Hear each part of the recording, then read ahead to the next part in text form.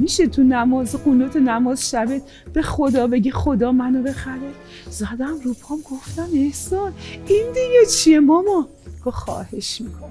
از اونجا که عاشقش بودم، از اونجا که فداش میشدم، هر چی ازم میخواست براش انجام میدادم. زدم رو چشم گفتم چشم.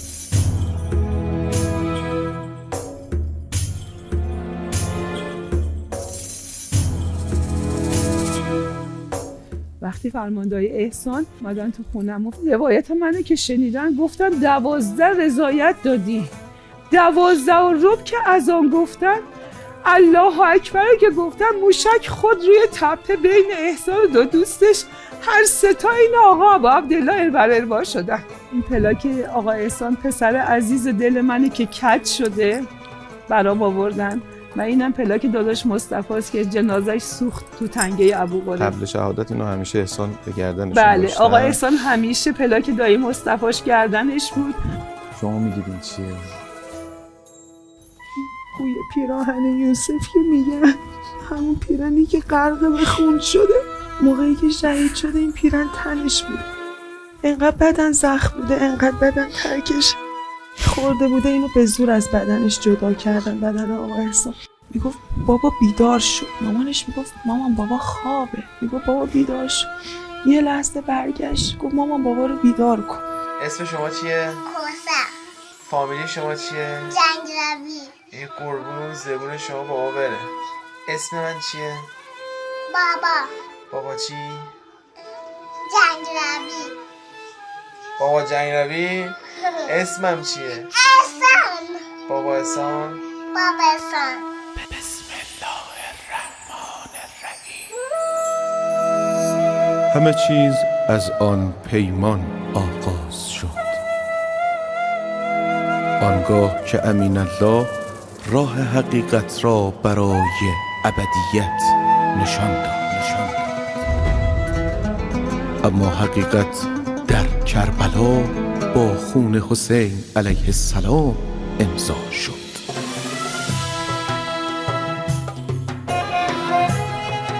حقیقتی از غیرت نخلستان‌های جنوب تا ایستادگی جنگل‌های شمال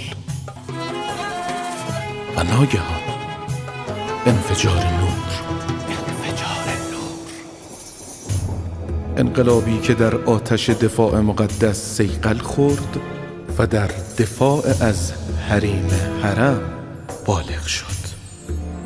اما آزمونی سخت فرا رسید. داغ جانکاه رهبرمان در میان شعله‌های جنگ رمضان.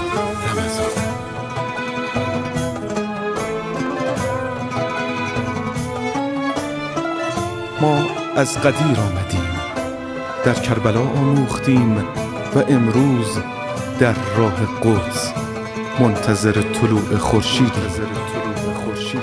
او خواهد آمد. اوست که میراث‌دار عدالت است. میراث. بسم الله الرحمن الرحیم. اللهم صل علی فاطمه و ابیها و بعلها و بنیها و سر المستودع فیها بعدد ما احاط به علمک. عرض سلام و ادب و احترام دارم محضر یکایی که شما بینندگان عزیز و ارجمند برنامه میراث. در سومین قسمت از برنامه میراث در شب خانم حضرت رقیه سلام الله علیها دلها رو مشغول خرابه‌های شام کنیم. روایت امشب روایت شهیدی است که از آغوش کوثر خود گذشت تا پدران و مادران این سرزمین در کمال آرامش و امنیت کوثرهای خود را در آغوش بگیرند. در ادبیات آسمانی ما کوثر یعنی خیر کثیر، یعنی میراثی که هرگز از یاد نمی رود و تمام نمی شود. به شب سوم برنامه میراث خوش آمدید. من سلام میگم به شما خانواده عزیز و محترم شهید احسان جنگروی، خیلی ممنونم که لطف کردید و دعوت ما رو پذیرفتید. من سلام میگم به شما مادر عزیز، با شما شروع میکنیم، بفرمایید. بسم الله الرحمن الرحیم. با عرض سلام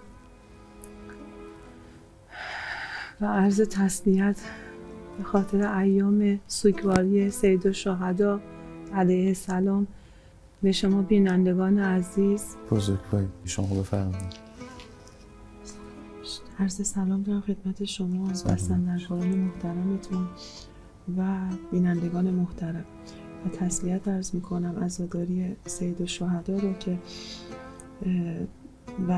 که امسال توأمان شده با عزاداری رهبرمون بله. و سایر شهدایی که ما از دست دادیم، هم خدمت شما هم خدمت بینندگان محترم. بزرگوارید، خیلی ممنونم از حضورتون آقای جنگروی. سلام علیکم و رحمت الله. سلام علیکم. بسم رب الشهداء و الصدیقین. بنده هم سلام عرض میکنم خدمت شما بزرگوارید. و همه بینندگان عزیز و تسلیت عرض میکنم ایام سوگواری آقا ابا عبدالله رو.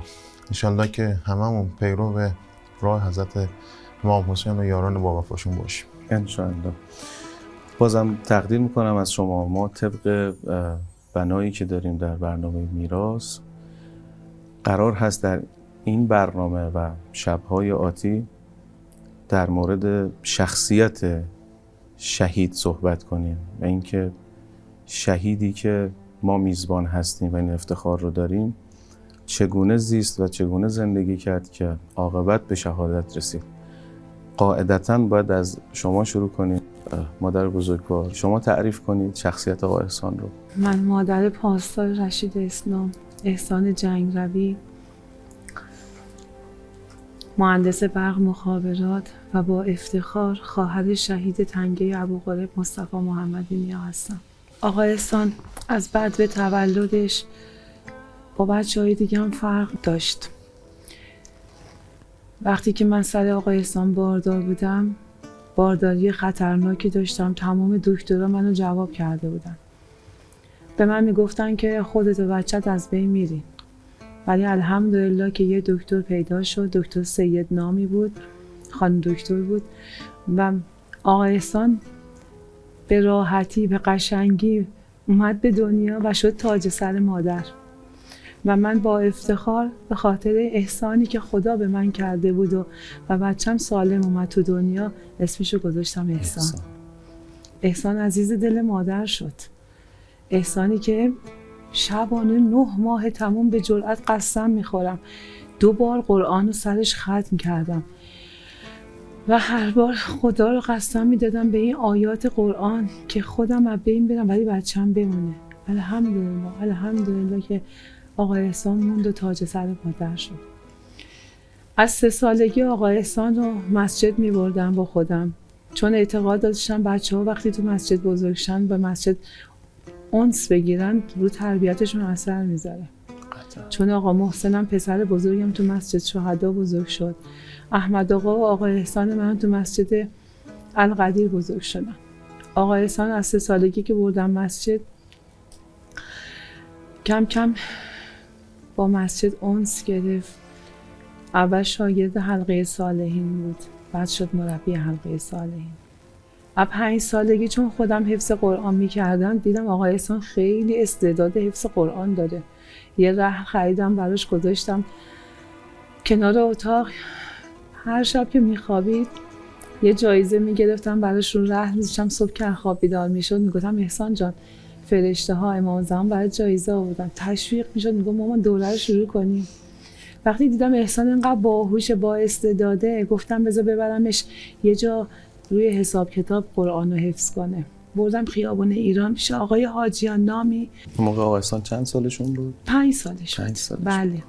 آقای حاجیان به من گفتن که من با بزرگسالان کار میکنم ولی آقا احسان رو بذاریم بیاد پیش من یه تست ازشون بگیرم، اگر که استعدادشو داشت 1 ساعت زودتر از بزرگسالا شما بیارینش من باهاش کار کنم. من آقا احسان رو بردم پیش آقای حاجیان، تست ازشون گرفت که بسیار باهوش با استعداد و علاقه‌مند به قرآنه.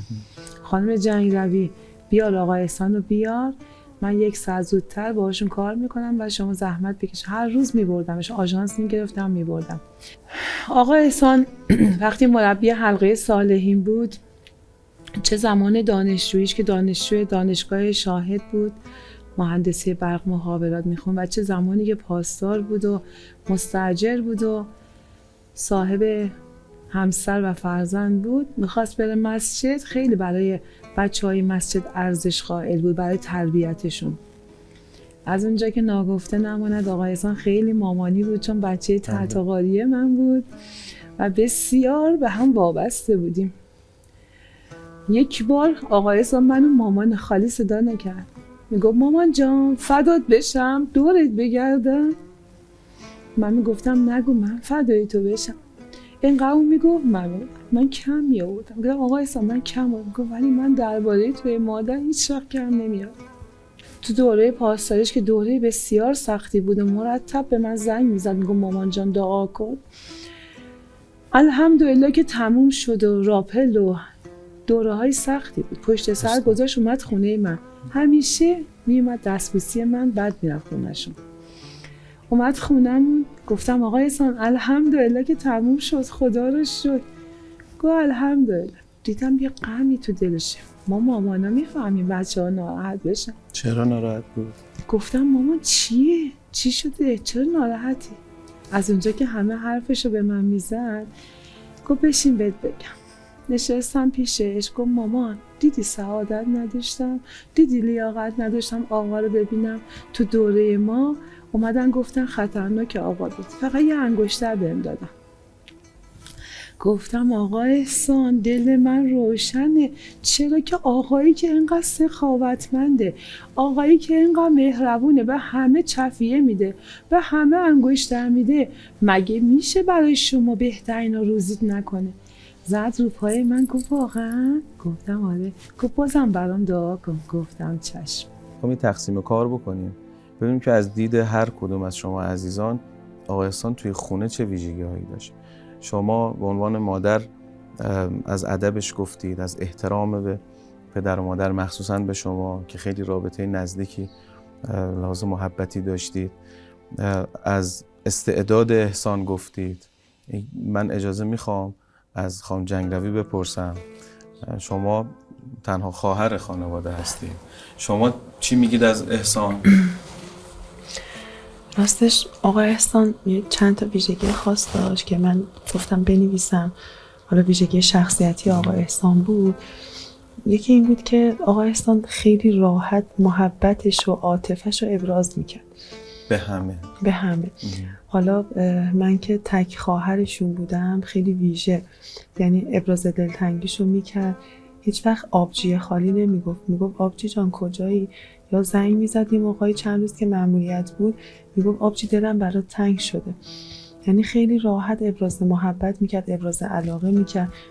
بعد امکان نداشت یه مناسبتی باشه ولو کوچیک هدیه‌اش رو میگرفت. روز زن بود، بعد روز دختر برای دختر من بود. یعنی همیشه این ابراز علاقه‌اش رو دریغ نمیکرد. توجهش به همه بود، حواسش به همه بود، نه فقط خانواده و حتی دوستانش. یعنی یکی از ویژگی‌های شاخص آقا احسان همه میگن ما هیچ وقت یادمون نمیره این لبخنده، این خیرخواهیه، این دوست داشتن همه توی آقا احسان بود. یکی این ویژگی رو آقا احسان خیلی داشتن. یکی بحث اخلاص داشتن تو کارشون. ما وقتی آقا احسان شهید شد، دوستانشون از دانشگاه شاهد اومدن. گفتن که اون روزایی که احسان دیر از دانشگاه میومد خونه که مامان نگرانش بود، احسان میرفت برای بچه‌های شهید تیپ فاطمیون کلاس درس خصوصی میذاشت. یعنی ما اطلاع اصلا نداشتیم. میومد و حتی بچه‌های مسجد. من یادم احسان تو مأموریت بود، روز آخر مأموریتشون بود، یه موقع‌هایی میگفتم داداشی تو الان خسته برو خونه. گفت نه بعد برم مسجد.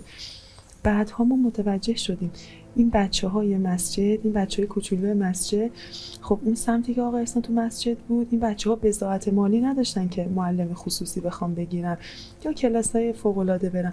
احسان میرفت میشست به این بچه‌ها رفع اشکال میکرد، درس میداد. ما اینا اصلا خبر نداشتیم.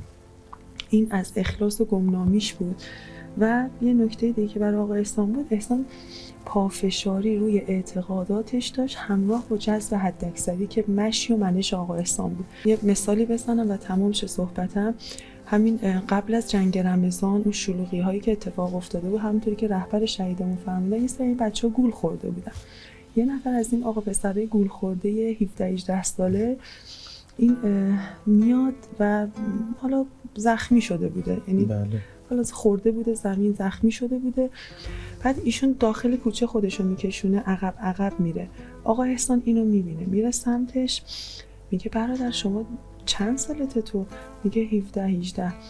بعد بلندش میکنه، میذارش احسان این حالا نوجوان 17-18 ساله روی شونه هاش، میبرتش بیمارستان.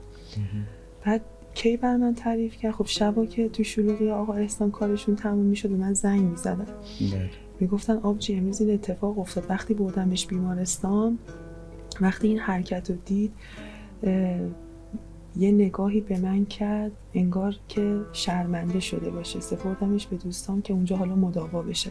شما داداش بزرگ آقا احسان هستی، درسته؟ بله. آقا محسن، یه داداش دیگه هم دارید که احمد آقا. احمد احمد آقا بزرگتر از احسان بوده؟ بله. اول بنده بودم، بعد همشیره خواهرم بودن، بعد احمد آقا آخرم که آقا احسان بودن. آقا احسان از همه کوچکتر بودن که الان بزرگ همه ما شدن دیگه. ما آقا احسان چون بچه چهارم بود، اون موقع معروف بحث مثلا اینکه حالا بچه چهارم یه مثلا قبحی داشت، چه چیزی داشت، قشنگ یادمه مثلا خب مثلا همه مثلا ناراحت بودن آقا مثلا بچه چهارم اینا. بعد خب بعد ولی حاج خانم اینا مثلا حاج خانم بنده خدا خب خیلی مثلا حالا از فامیل میگفتن آقا مثلا یعنی چی بچه چهارم، چون موقع این بحث کنترل جمعیت بودش و اینا. درست. بعد دیگه الحمدلله خدا رو شکر آقا احسان به دنیا اومد. این چیز خیلی قشنگی برای من بود که اون موقع آقا احسانی که اصلا اینجوری میگفتن، بعد الان این آقا احسان شد تاج سر نه تنها خانواده‌اش، کل مملکتش، کل ملتش. بچه مسئولیت پذیری بود. از همون اول یه کاری بهش میسپردی، من تمام سعیشو میگه تا اون کار انجام بده. کاملا متعهد به دقیقاً متعهد به کار بود. یعنی مسئولیت پذیری خیلی زیاده.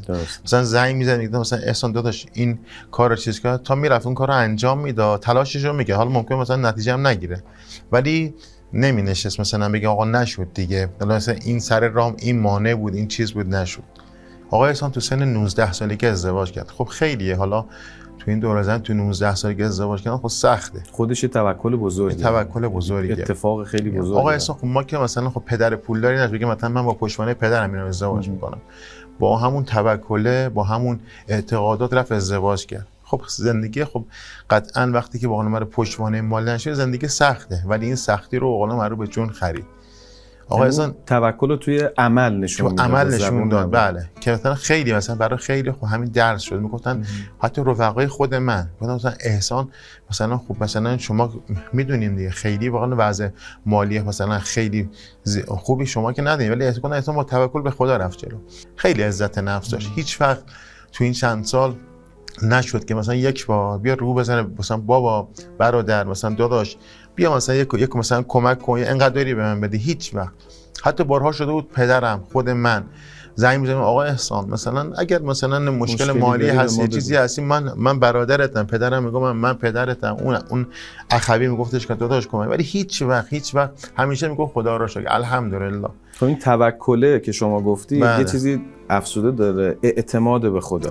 به شما وقتی توکل میگه خدا میرسونه، اما یه جا باور داری که اگرم به کسی رو نزنی خدا وقتش میرسونه. دقیقاً بله. اون اعتماد، اون توکل مثلا ممکنه من الان به زبون بیارم توکل به خدا، ولی احسان از عمق جانش این توکل رو با معروف میدونه، یعنی قبول داشت. بعد همیشه نگاه مثبتی به آدما داشتن. مثلا من میدونستم شاید این مثلا فرد حالا آدم زیاد مثلا قول معروف خوبی نباشه، ولی احسان این نگاهو نداشت. احسان گفت داداش نه آدم خوبیه. مثلا مثال میزنم خدمتتون، یکی بود حالا تو محل خودشون میگفت داداش مثلا این خیلی آدم خوبیه. مثلا ما یه بار رفتیم ازش خرید کردیم، نه اینجوری هم نیسته. گفتم احسان تو که گفتی آدم خوبیه، این اما چقدر گره. گفت داداش شخصیتش آدم خوبیه، ما که چیزی نگفت. یعنی این نگاه مثبت، هیچ که نگاه بد نداشت.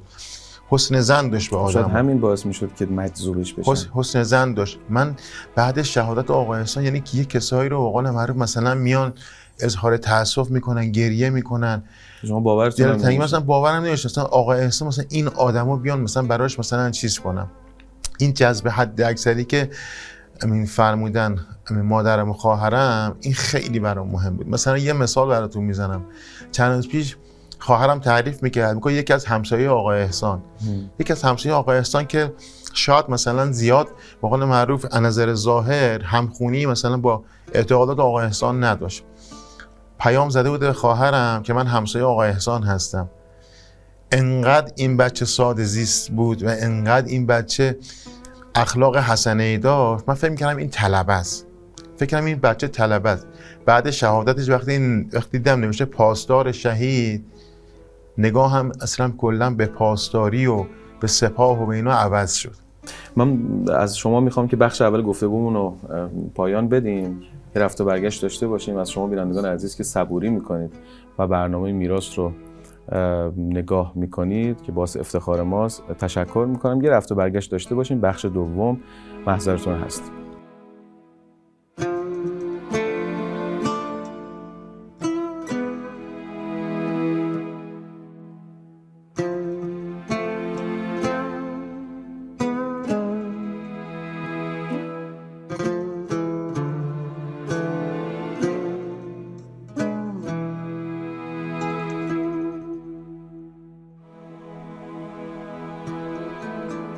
من خودم رفتم پایین، بهش گفتم که آقا اصلا رفتی سفرت به سلامت، اگه حضرت زهرا رو دیدی، امام حسین رو دیدی، سلام منم بهشون برسون.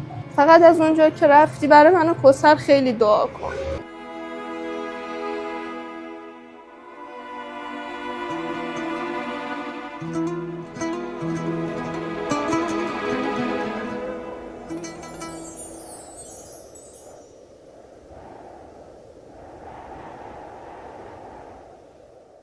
خب عزیزان بیننده، برگشتیم انشالله با بخش دوم گفتگومون با خانواده محترم شهید احسان جنگلوی.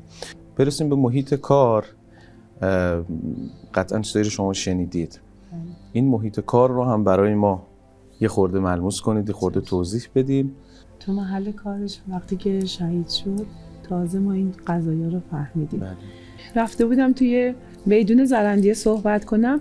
وقتی صحبتم تموم شد بعد از شهادت احسان، اومدم بیام پایین، یه پاسداری اسلحه دستش بود، اومد سمت من گریه کنون، مامان احسان. گفتم چی شده پسر گلم؟ گفت بیا پایین بهت بگم چی شده. گفتم چی شده؟ اومدم پایین دیدم داره گریه میکنه. گفت چی تربیت کرده بودی؟ الان که فهمیدم شهید شده آتیش گرفتم. گفتم چی شده بود مادر؟ بگو بهم. گفتش که تو دوره کویرمون، دوره پاسداری، دوره کویر خیلی سخته. میگم من بریدم، حالم بد شد، به فرمانده گفتم من ادامه نمیدم. فرمانده گفت به هیچ وجه باید ادامه بدی دیگه تا آخرش کویر. آقا احسان اومد گفت داداش کولتون رو بدین به من، خودت هم آروم آروم از پشت سر ما بیا. من برگشتم گفتم آقا احسان شما کوله خودت به این بزرگی پشتت انداختی، چجوری میخوای کوله منو بدی؟ گفته به راحتی. میگفت همه گروه داشتن نگاه میکردن، دیدن آقا احسان کوله خودش که پشتش بود، کوله منم از جلو انداخت. همه بچه‌ها گفتن این شهید زنده است. میگفت به سختی راه میرفت ولی هیچی نمیگفت. میگفت شما خودت از پشت بیا. میگفت یکی از دلسوز وقتی الان فهمیدم که احسان شهید شده گفتم این حقش بود. بچه‌ها راست گفتن احسان شهید زنده است. چیزی از شما شنیدم که فکر کنم آقا محسن گفتن و شما گفتید، حالا توضیح بدید که برخوردش توی خونه با خانم آقا محسن به چه شکل بوده، با شما به چه شکل بوده. اینو شما یه توضیح میدید؟ من میخوام به اینم برسم، از این بعد شخصیتی که خیلی ها میبینیم ولی من عذرخواهی میکنم فکر میکنم ظاهریه، بعضی خیلی خشکه. این انعطاف رو توی این رفتارشون توضیح میدید؟ خب آقا احسان رو بحث ارتباط با نامحرم خیلی حساس بودن، یعنی خط قرمزشون بود، چه تو بحث صحبت کردن چه تو بحث نگاه کردن. اما یه نکته خیلی خاص و ویژه‌ای که وجود داشت، مثال براتون میزنم. مثلا خانم آقا محسن یا خانم احمد آقا. ایشون خب همون نگاه و حفظ نگاه رو داشتن، همون چارچوب صحبت رو داشتن، اما محبت خودشون رو میرسوندن. مثال عرض میکنم خدمتتون، مثلا اگه خانم احمد آقا یا خانم آقا محسن یه موقعی پیش میمد تنها میشستن، به من اشاره میکرد، میگفت آبجی بیا کارت دارم. چرا خانم آقا محسن تنها؟ بشین پیشش باشون صحبت کن. یا خانم احمد آقا، یا مثلا اگه مناسبتی میشد یوهو مثلا ما یادمون میرفت میوهی بخوایم پذیرایی کنیم، میگفت آبجی جلوی الهام خانم یادت رفته بذاری، یا اول جلوی الهام خانم بگی، اول جلوی انیس خانم بگی، بعد بیا برا من بگی. آقا احسان که شهید شد، هم خانم آقا محسن هم خانم احمد آقا، یعنی من شاید بگم مثل برادر، یعنی انگار یه خواهر برادر از دست داده اشک میریختن. از اون شخصیت فعالایی که همیشه توی خانواده اگه باشه همه خوشحالن، اگه نباشه همه ناراحتن. بله درست میگم؟ بله اصلا دوست داشتنی بود. یا مثلا من یادم تو خیابون داشتیم میرفتیم، یه خانومی که رو سریش افتاده بود، ایشون یه بار زیادی خرید کرده بود دستش بود، اون همون جذب حداکثری است، یا همون خواهران، حس این که مثلا بخواد حتی مردم عادی رو بهشون خدمت کنه، جذبشون کنه، احساس مسئولیت دیگه. به من گفت آبجی باید بهشون تعارف بزنید، این وسایلشون رو ما بگیریم خودمون ببریم. و من رفتم همچین کاری رو کردم. اون خانم بنده خدا تشکر کرد، من دیدم اولین کاری که کرد انگار خب آقا اصلا یه ظاهر کاملا مذهبی داشتم، به خاطر این رفتاری که ما از خودمون نشونه. گفتم من برادرم میگه کمک میکنه با هم میاریم تو در به منزلتون.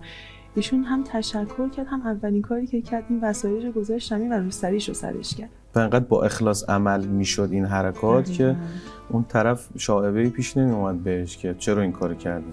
ببخشید این داستانی که الان هست مثلا ما به تو چه، خب خدای نکرده، ولی این انقدر از ته دل بود، اون ویژگی خیرخواهانه‌ای که داشتن آقا احسان. اصلا همین خیرخواهی باعث میشد خیلی از کسایی که تیپای متفاوت داشتن جذب بشن.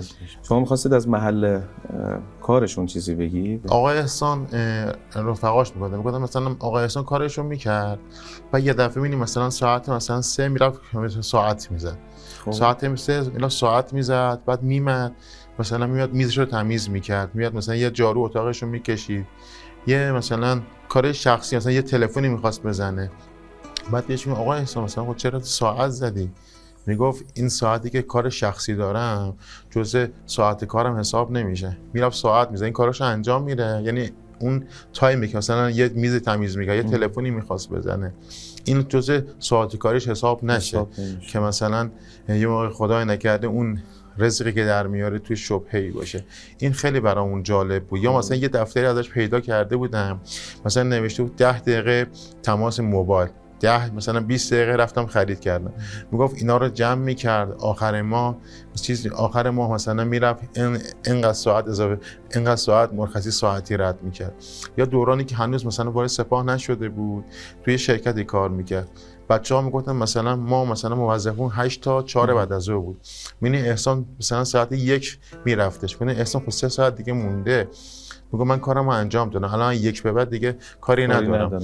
در رابطه با اسم برنامه‌تون و این میراثی بود که لقمه حلال، میراثی بود که از پدر من حالا یه کارمند ساده بود دیگه، قشنگ من یادمه ما 4 تا بچه بودیم دیگه، خود گذرنزی با حقوق کارمندی نمیشد که پدر من یادمه ساعت 5 صبح مثلا از خونه میزد بیرون میرفت با ماشین کار میکرد تا 8 که بعد اداره میرفت، 8 تا 4 مثلا سر کار بودن، دوره بعد 4 میمدن بیرون تا 9 شب با ماشین کار میکردن که لقمه حلال به این بچه ها بدن.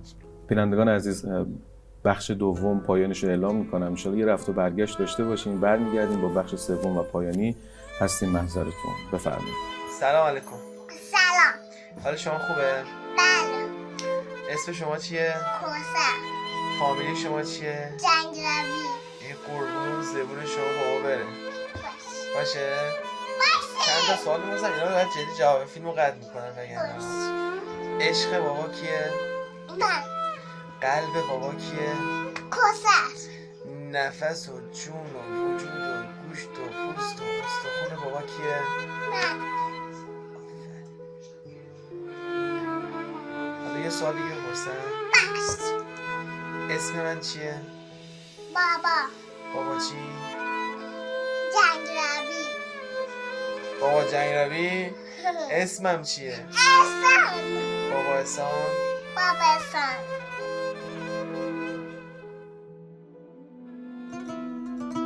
ألا من كنت مولاه فهذا علي مولاه. سلم لمن سالمكم و حرب لمن حاربكم. پاهای جوانای ما برای این جهاد ریخته شده. امام حسین علیه السلام فرمود مثلی لا یبایع یزید.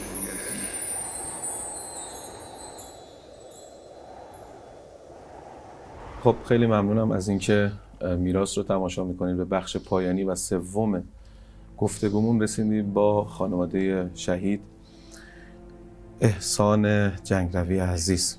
حاج خانم، ما در مورد شخصیت احسان صحبت کردیم. از اینجا شروع کنیم خیلی سریع این دوتا اتفاق رو برای ما تعریف کنید از کرامتی که به دو خانم داشتن، برسیم به روز شهادت. اینکه یه سری معلم اومده بودن خونه من، همکارای عروس خانمم بودن. آخر سر که خواستم برن به من گفتن دعا کن. من داشتم برای این 12 نفر داشتم دعا میکردم. بهشون گفتم انشاءالله عاقبتتون ختم به شهادت بشه، شما شغل انبیا دارید. به نفر آخر که رسیدم ناخودآگاه به من احسان گفتش که مامان ایشون بچه میخواد. من به ایشون گفتم شما اولاد میخواین، بچه میخواین. ایشون به من گفت شما کجا؟ گفتم همین جوری فهمیدم، چون آقای احسان بهم گفته بود. من بهشون گفتم که شما بچه میخواین. بعد گفتم انشاءالله احسانا روزیتون بشه. این خانم ناخودآگاه گریه کرد، اومد منو بغل کرد، گفت تو از کجا؟ گفتم راستشو بخوای پسرم بهم گفتش که شما بچه میخواین. حالا بعد از چند وقت هفته پیش زنگ زدن گفتن که خانم باردار شدن و به من قول دادن که اگه بچه من پسر بشه اسمشو میذارن احسان. و یه خانم دیگه هم که سر مزار اومده بودن به من گفتن که دعا کن، زندگی من به خطر افتاده.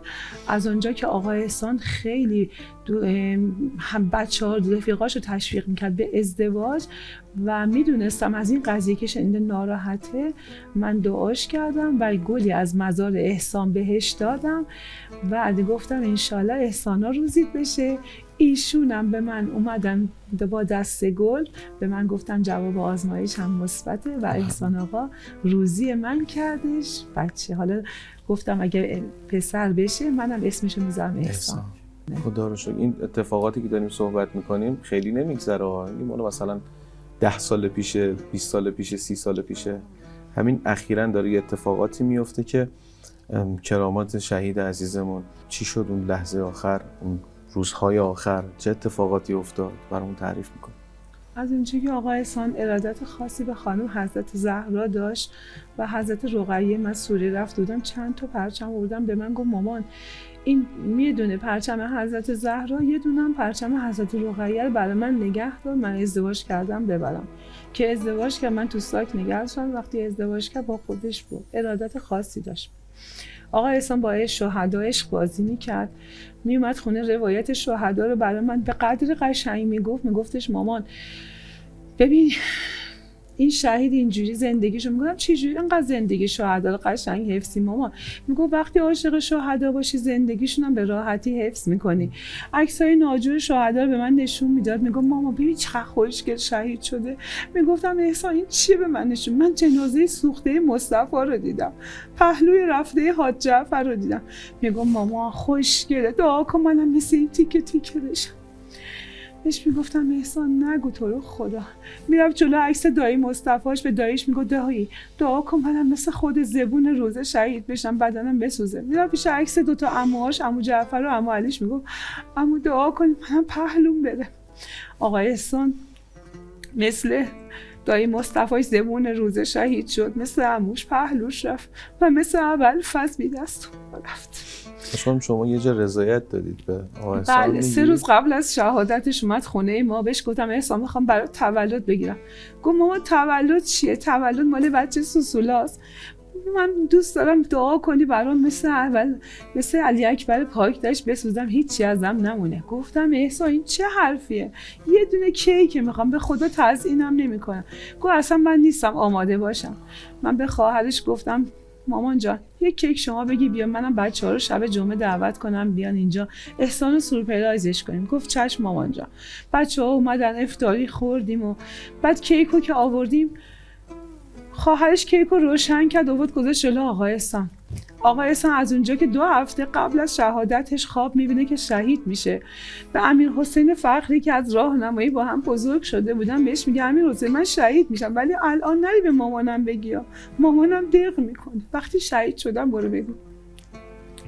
از اونجا که این خوابو دیده بود بدونه که حرفی بزنه، از جلوی کیکو که گذاشته و جلوش پاشو رفت 2 تا مبل اونورتر. خواهرش کیکو برد جلوش گفت داداش احسان این چه کاری میکنی؟ فدات بشم یه کیک فوت کن تموم شه بره. گفت من به مامان گفته بودم که دعا کنی مثل علی اکبر پاکداش بسوزم هیچ ازم. گفت حالا یه کیک فوت کن ببین مامان مریضه داغون میشه ها. گفت کوثر بابا تو بیا، به دختر 3 سالش گفت تو بیا این شمع رو فوت کن. کوثر دوید اومد فداش بشم الا اومد شمع رو فوت کنه. آقا احسان سرش پایین بود که کوثر خانم نسوزه، دستش نبره، چون همش چاقو هم آورده بود که کیکو قارش کنه. من روبرو آقا احسان نشسته بودم. گفتم آقا احسان دفعه آخرت باشه این حرفو میزنی ها. من تو قنوت نماز شبم از خدا خواستم که تو عاقبت بخیر بشی، از مستاجری نجات پیدا کنی، صابخونه بشی، ماشین صرف بخری. آقا احسان سرشو گرفت بالا. دیدم پسر عزیز دل مادر صورت گله نور شده، گله نور. به خواهرش اشاره کردم گفتم ماما چرا احسان اینجوری شد؟ دلم هوری یه دفعه ریخت و احسان رو دیدم. گفت مامان پسرت حافظ قرآنه، پاسدار، روزه بوده. گفتم فراتر از این حرف دلم هوری. دیدم آقا احسان بلند شد سراسیمه اومد طرف من، مثل همیشه که 2 دستی منو بغل میکرد، منو بغل کرد، شونه هامو بوس کرد، سرم بوس کرد، گفت خوب یادآوری کردی عشقم. میشه تو نماز قنوت نماز شبت به خدا بگی خدا منو بخره؟ زدم رو پام گفتم احسان این دیگه چیه ماما؟ گفت خواهش میکنم دورت میگردم. از اونجا که عاشقش بودم، از اونجا که فداش میشدم، هر چی ازم میخواست براش انجام میدادم. زدم رو چشم گفتم چشم. اینقدر خوشحال شد. گفت تولدتون تموم شد خانم، بچه رو حاضر کن میخوام بریم حاج منصور، اجازه میدی مامان جان؟ گفتم سپردمت به حضرت زهرا. آقا احسان رفت هیئت حاج منصور. 2 ساعت بعد زنگ زد، صدا کیپ کیپ، از بس گریه کرد و گفتم چیه دورت بگردم؟ گفت مامان جان امشب یادت نره. گفتم نه فدات بشم چشم میگم، ولی احسان خوش به حالت، چقدر وصل شدی، برای منم دعا کن. گفت ماما خیالت راحت، من همیشه برای تو دعا میکنم. اون شب تو قنوت نماز شبم گفتم خدایا به آبروی خانم حضرت زهرا صدای من و مادر بشنو، آقا احسان منو بخر. آخه 1 ماه به شهادت احسان تمام رفتاراش عوض شده بود. مدام خونه من بود. میگفتم احسان جان الان حق کوثری، الان حق خانمتی. میگفت نه ماما من برای عاقبت بخیریم باید پیش تو باشم. یکی از کارهای عجیبش این بود که گفت میخوام ببرمت کربلا. یه روز از کارش زود اومد خونه ما، گفت میخوام ببرمت کربلا. گفتم کربلا؟ گفت کربلای 42 گلزار شهدا. گفتم من که کمرم درد میکنه چجوری با تو بیام؟ گفت میبرمت عشقم. منو برد به سربازای اونجا التماس کرد، مامانم خواهر شهید کمرش درد میکنه بذارین من با ماشینم. گفتم فقط مادر شهید. گفت کولت کنم مامان ببرم؟ گفتم مامان بمیره میام راه میام. دستمو گرفت، هر 10 تا قدم که میرفتیم دلا میشد، میگفت حلالم کن عزیز من اگه کمرت درد گرفت. میگفتم نه مامان دورت بگردم دارم میام. منو برد 42. تو قیطه 42 رسیدیم، گفت ببین چه کربلاییه چقدر قشنگه. چرخیدیم، گفت ببین ماما این شهید 5 تا بچه داره، این شهید 3 تا بچه، این شهید 2 تا بچه. داشت منو آماده میکرد. میگفت من هر وقت با خانومم و کوثر میام اینجا به خانومم میگم با کوثر صبا به چرخه، خودمم صبا، که مبادا مادر شهید همسر شهید ما رو ببینه دلش بسوزه. وقتی همه جا رو با هم گشتیم اومدیم بیایم از قطعه بیرون، چون من مادرم مادر شهیده، مادر شوهرم مادر شهیده، به من گفت مامان از اینجا خوشت اومده، نری به کسی رو بندازی کارت بگیری که بیای اینجا، به زودی برات درست میشه. گفتم احسان این چه حرفی؟ برگشت خندید، یه لبخند خیلی قشنگ به من زد، گفت درست میشه عشقم، به زودی برات درست میشه. اون شب خوابم بود، خواب دیدم یه باغ خیلی بزرگیه، دیدم احسان دستش تو دست عمو جعفرشه، عموی بزرگش که فرمانده لشکر 10 سید الشهدا بوده، دارن خوشحال و خندون میگن و میخندن و میرن. گفتم احسان کجا؟ گفت ماما من دیگه دارم با عمو جعفر میرم. از خواب پریدم، به خودم قول دادم خوابو به کسی نگم که این خواب تعبیر نشه. از همون لحظه که نشسته بودم یه نفر وارد قلب من شد، بلند مرتب تکرار میکرد مادر اجازه بده احسان بره، مادر راضی شو احسان بره، احسان برای روی زمین، احسان باید بره. تکرار پشت تکرار. صبح شد 3 بار به احسان زنگ زدم. احسانی که 2 بار بهش زنگ میزدم، دفعه 3 از محل کارش زنگ میزد، میگفت مامان جان خوبم خداحافظ، با گوشی نه با محل کارش. ولی 3 بار زنگ زدم احسان جواب نداد.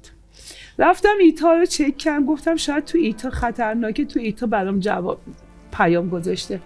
ایتا رو چک کردم دیدم نوشته ماه یه دونه است، مامان تو یه دونه ای، تو جهان بهتر از مادر ندیدم، مامان حلالم کن، مامان خیلی تو برام از زحمت کشیدی، مامان ممنون که اینقدر دعا کردی، هر وقت که تو برای من دعا کردی من حاجت گرفتم، مامان فدایی داری، بازم برام دعا کن، التماس دعا. این پیاما مال 5 بود، دیگه پیامی نیومد.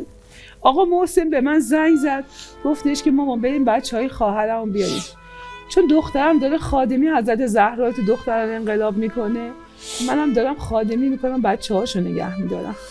رفتیم بچه‌ها رو بیاریم. آقا محسن من گفت چرا رنگ و رود خرابه؟ گفتم هیچی نیست، فقط احسان جواب نمیده. گفت مامان احسان اگه جواب بده خطرناکه میزننش. گفتم احسان شهید شده. گفت مامان این حرفا چی؟ گفتم احسان شهید شده. رفتیم بچه‌ها رو آوردیم و بچه‌ها رو پیاده کرد، من و بچه‌ها اومدیم بالا، رفت دنبال بچه‌های خودش. اومدم بالا، مدام به احسان زنگ می‌زدم، به احمد، به محسن و به دخترم زنگ می‌زدم، از احسان خبر دارید؟ احسان شهید شده. اینا همش میگفتن این حرفا چیه؟ ماما خدا نکنه. ولی این صدا مرتب تو قلب من مرتب داشت میگفت مادر اجازه بده احسان بره، مادر راضی شو احسان بره، احسان برای روی زمین نیست، احسان باید بره. خدا شاهده، ساعت روبرو این ور بود، رأس ساعت 12. کلافه شده بودم از این صدا، دل آشوب. به بچه‌های نواها من محل نمیذاشتم، گفتم هر چی خودتون می‌خواید بریم بخوریم. کلافه بودم فقط که خدایا احسان چی شده. دستمو گرفتم بالا همینجوری گفتم امام حسین احسانمو سپردم به خودت.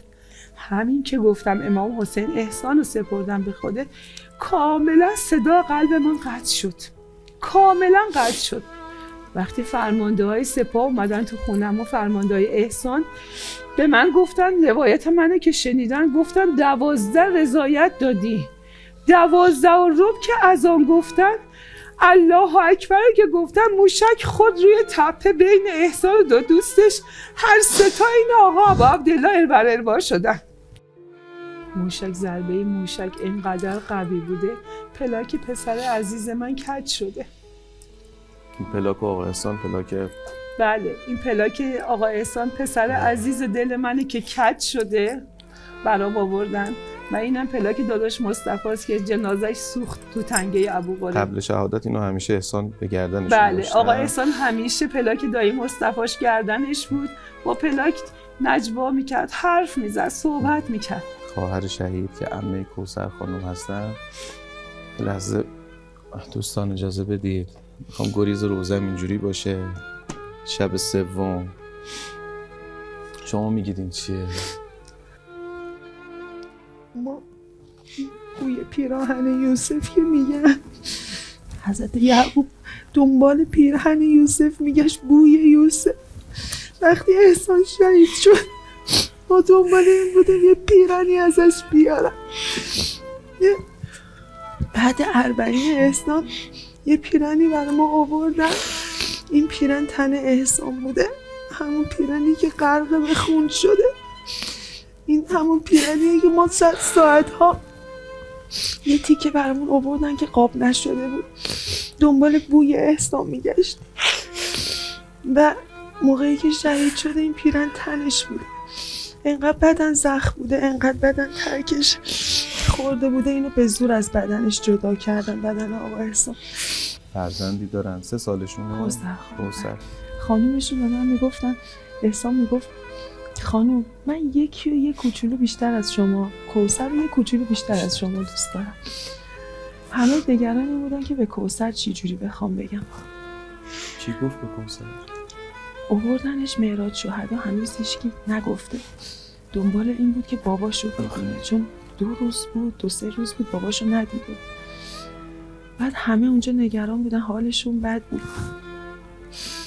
آدم این روزه کربلا هست که میگن حضرت رقیه انقدر بی‌تاب امام حسین بود که وقتی سر باباشو آوردن بچه انقدر اشک ریخت بیهوش شد. احسان تو لباس پاسداریش فرماندهشون میگفت تو همه برچسبایی که روی لباسا بود دنبال یه برچسب میگشت، یا رقیه بنت الحسین. آخر سرم کوثرش مثل حضرت رقیه شد. آوردن بدن آقا احسان و خب صورت که بره ترکه شد. وقتی کوثر آوردن باباشو نگاه کرد میگفت بابا بیدار شد. مامانش میگفت مامان بابا خوابه. میگفت بابا بیدار شد. یه لحظه برگشت گفت مامان بابا رو بیدار کن.